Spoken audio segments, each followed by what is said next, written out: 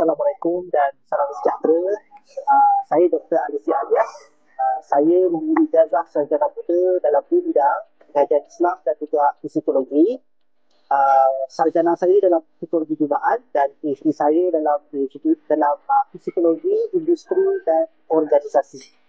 Saya pernah bekerja sebagai pensyarah, pernah bekerja sebagai pengurus besar, dan sekarang saya adalah konsultan bebas psikologi organisasi.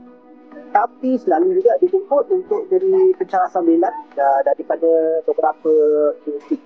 Tapi sekarang kebanyakan aktiviti saya adalah memenuhi jemputan ceramah dan latihan. Dan rasanya ramai juga penganjur daripada agensi kerajaan, sebagai staff, NGO yang telah bertemu saya.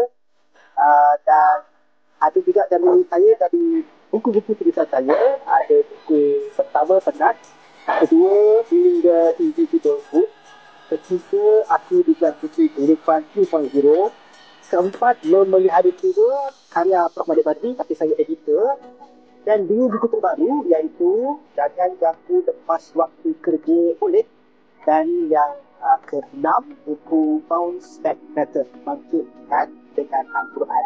So itu sedikit sebanyak background.